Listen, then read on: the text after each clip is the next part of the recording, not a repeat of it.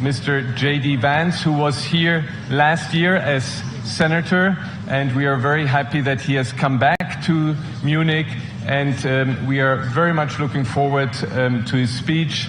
Please welcome Vice President JD Vance.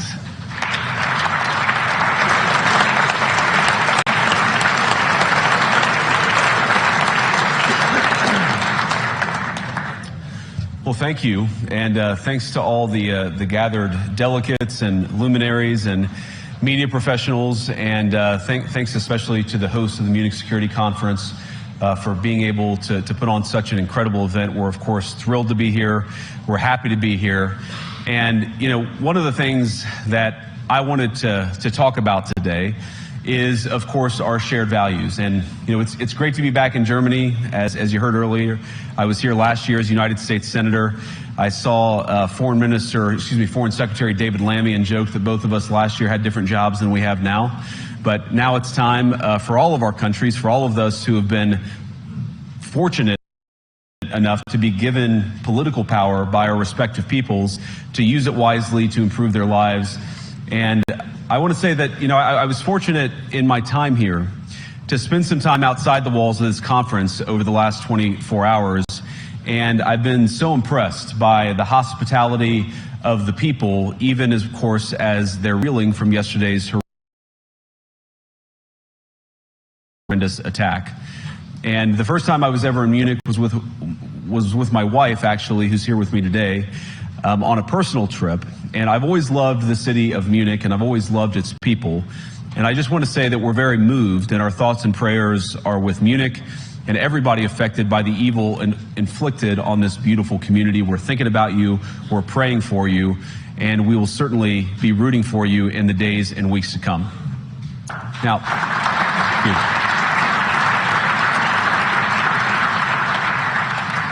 I hope that's not the last bit of applause that I get, but we gather at this conference, of course, to discuss security, and normally we mean threats to our external security. I see many great military leaders gathered here today.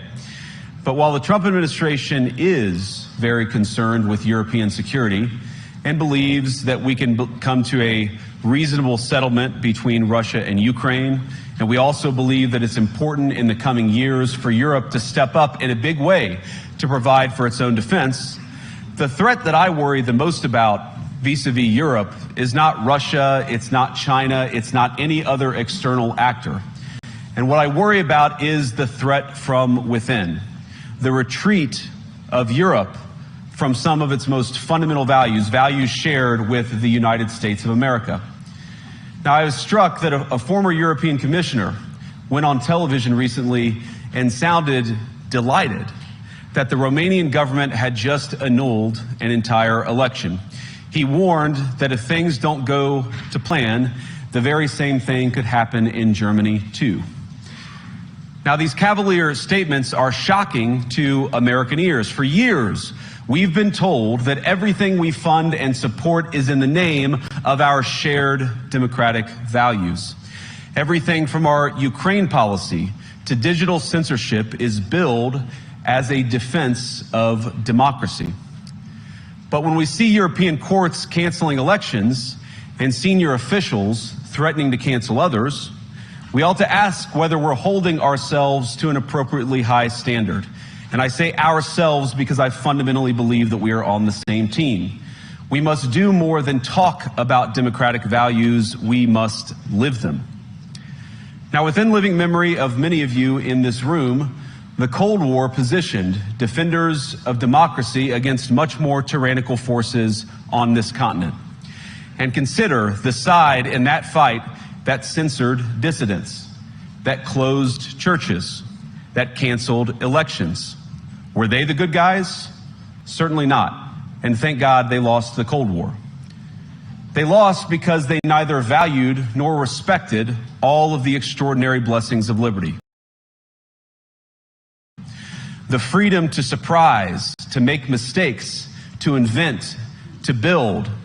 As it turns out, you can't mandate innovation or creativity, just as you can't force people what to think, what to feel, or what to believe. And we believe those things are certainly connected. And unfortunately, when I look at Europe today, it's sometimes not so clear what happened to some of the Cold War's winners.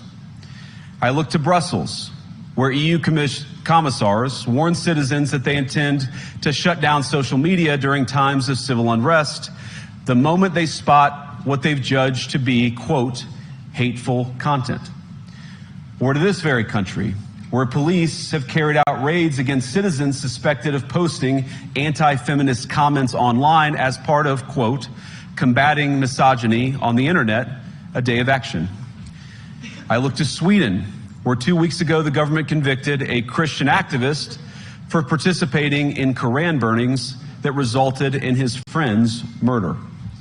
And as the judge in his case chillingly noted, Sweden's laws to supposedly protect free expression do not, in fact, grant, and I'm quoting, a free pass to do or say anything without risking offending the group that holds that belief. And perhaps most concerningly, I look to our very dear friends, the United Kingdom, where the backslide away from conscience rights has placed the basic liberties of religious Britons in particular in the crosshairs. A little over 2 years ago, the British government charged Adam Smith Connor, a 51-year-old physiotherapist and an Army veteran, with the heinous crime of standing 50 meters from an abortion clinic and silently praying for 3 minutes. Not obstructing anyone, not interacting with anyone, just silently praying on his own. And after British law enforcement spotted him and demanded to know what he was praying for, Adam replied simply, it was on behalf of the unborn son he and his former girlfriend had aborted years before. Now, the officers were not moved. Adam was found guilty of breaking the government's new buffer zones law, which criminalizes silent prayer and other actions that could influence a person's decision within 200 meters of an abortion facility. He was sentenced to pay thousands of pounds in legal costs to the prosecution.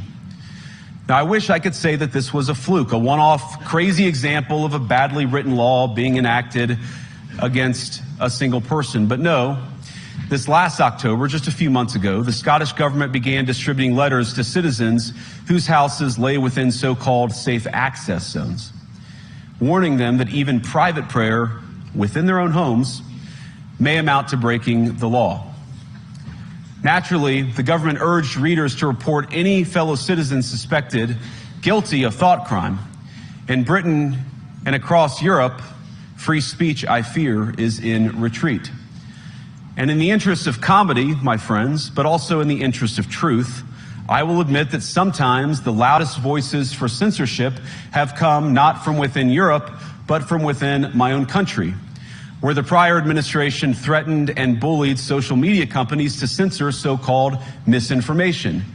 Misinformation like, for example, the idea that coronavirus had likely leaked from a laboratory in China. Our own government encouraged private companies to silence people who dared to utter what turned out to be an obvious truth. So I come here today not just with an observation, but with an offer. And just as the Biden administration seemed desperate to silence people for speaking their minds, so the Trump administration will do precisely the opposite, and I hope that we can work together on that. In Washington, there is a new sheriff in town, and under Donald Trump's leadership, we may disagree with your views, but we will fight to defend your right to offer it in the public square, agree or disagree.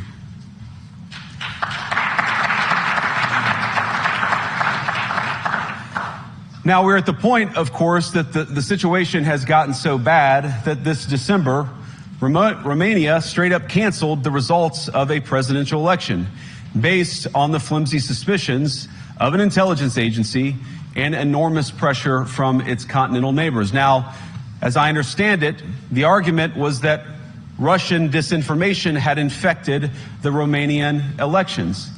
But I'd ask my European friends to have some perspective. You can believe it's wrong for Russia to buy social media advertisements to influence your elections. We certainly do. You can condemn it on the world stage even. But if your democracy can be destroyed with a few $100,000 of digital advertising from a foreign country, then it wasn't very strong to begin with. Now, the good news is that I happen to think your democracies are substantially less brittle than many people apparently fear. And I really do believe that allowing our citizens to speak their mind will make them stronger still. Which, of course, brings us back to Munich, where the organizers of this very conference have banned lawmakers representing populist parties on both the left and the right from participating in these conversations. Now, again, we don't have to agree with everything or anything that people say. But when people represent, when political leaders represent an important constituency, it is incumbent upon us to at least participate in dialogue with them. Now, to many of us on the other side of the Atlantic, it looks more and more like old entrenched interests hiding behind ugly Soviet-era words like misinformation and disinformation, who simply don't like the idea that somebody with an alternative viewpoint might express a different opinion or, God forbid, vote a different way or, even worse, win an election. Now, this is a security conference, and I'm sure you all came here prepared to talk about how exactly you intend to increase defense spending over the next few years in line with some new target. And that's great, because as President Trump has made abundantly clear, he believes that our European friends must play a bigger role in the future of this continent. We don't think, you hear this term, burden sharing, but we think it's an important part of being in a shared alliance together that the Europeans step up while America focuses on areas of the world that are in great danger. But let me also ask you, how will you even begin to think through the kinds of budgeting questions if we don't know what it is that we are defending in the first place? I've heard a lot already in my conversations, and I've had many, many great conversations with many people gathered here in this room. I've heard a lot about what you need to defend yourselves from, and of course that's important. But what has seemed a little bit less clear to me, and certainly I think to many of the citizens of Europe, is what exactly it is that you're defending yourselves for. What is the positive vision that animates this shared security compact that we all believe is so important? And I believe deeply that there is no security if you are afraid of the voices, the opinions, and the conscience that guide your very own people. Europe faces many challenges, but the crisis this continent faces right now, the crisis I believe we all face together, is one of our own making. If you're running in fear of your own voters, there is nothing America can do for you. Nor, for that matter, is there anything that you can do for the American people who elected me and elected President Trump. You need democratic mandates to accomplish anything of value in the coming years. Have we learned nothing that thin mandates produce unstable results? But there is so much of value that can be accomplished with the kind of democratic mandate that I think will come from being more responsive to the voices of your citizens. If you're going to enjoy competitive economies, if you're going to enjoy affordable energy and secure supply chains, then you need mandates to govern, because you have to make difficult choices to enjoy all of these things. And of course, we know that very well in America. You cannot win a democratic mandate by censoring your opponents or putting them in jail, whether that's the leader of the opposition, a humble Christian praying in her own home, or a journalist trying to report the news. Nor can you win one by disregarding your basic electorate on questions like who gets to be a part of our shared society. And of all the pressing challenges that the nations represented here face, I believe there is nothing more urgent than mass migration. Today, almost 1 in 5 people living in this country moved here from abroad. That is, of course, an all-time high. It's a similar number, by the way, in the United States, also an all-time high. The number of immigrants who entered the EU from non-EU countries doubled between 2021 and 2022 alone, and of course it's gotten much higher since. And we know this situation, it didn't materialize in a vacuum. It's the result of a series of conscious decisions made by politicians all over the continent and others across the world over the span of a decade. We saw the horrors wrought by these decisions yesterday in this very city. And of course, I can't bring it up again without thinking about the terrible victims who had a beautiful winter day in Munich ruined. Our thoughts and prayers are with them and will remain with them. But why did this happen in the first place? It's a terrible story, but it's one we've heard way too many times in Europe and unfortunately too many times in the United States as well. An asylum seeker, often a young man in his mid-20s, already known to police, rams a car into a crowd and shatters a community. How many times must we suffer these appalling setbacks before we change course and take our shared civilization in a new direction? No voter on this continent went to the ballot box to open the floodgates to millions of unvetted immigrants. But you know what they did vote for? In England, they voted for Brexit, and agree or disagree, they voted for it. And more all over Europe, they're voting for political leaders who promise to put an end to out-of-control migration. Now, I happen to agree with a lot of these concerns, but you don't have to agree with me.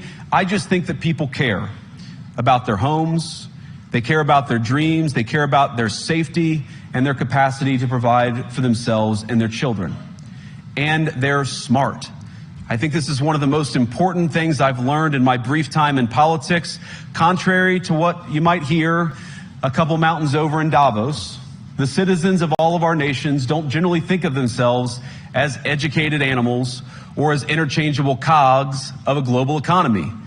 And it's hardly surprising that they don't want to be shuffled about or relentlessly ignored by their leaders. And it is the business of democracy to adjudicate these big questions at the ballot box. I believe that dismissing people, dismissing their concerns, or worse yet, shutting down media, shutting down elections, or shutting people out of the political process protects nothing. In fact, it is the most surefire way to destroy democracy. And speaking up and expressing opinions isn't election interference. Even when people express views outside your own country, and even when those people are very influential. And trust me, I say this with all humor, if American democracy can survive 10 years of Greta Thunberg scolding, you guys can survive a few months of Elon Musk. But what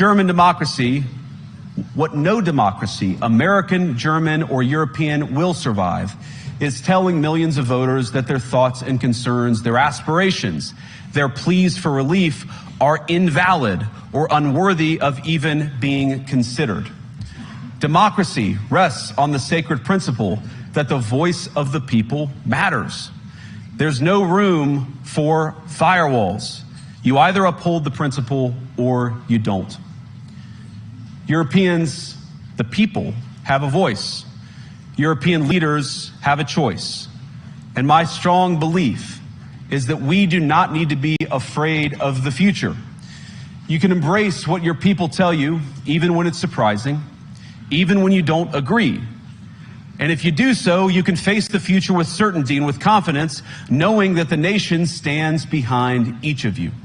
And that, to me, is the great magic of democracy. It's not in these stone buildings or beautiful hotels. It's not even in the great institutions that we have built together as a shared society. To believe in democracy is to understand that each of our citizens has wisdom and has a voice. And if we refuse to listen to that voice, even our most successful fights will secure very little. As Pope John Paul II, in my view, one of the most extraordinary champions of democracy on this continent or any other, once said, "Do not be afraid." We shouldn't be afraid of our people, even when they express views that disagree with their leadership. Thank you all. Good luck to all of you. God bless you.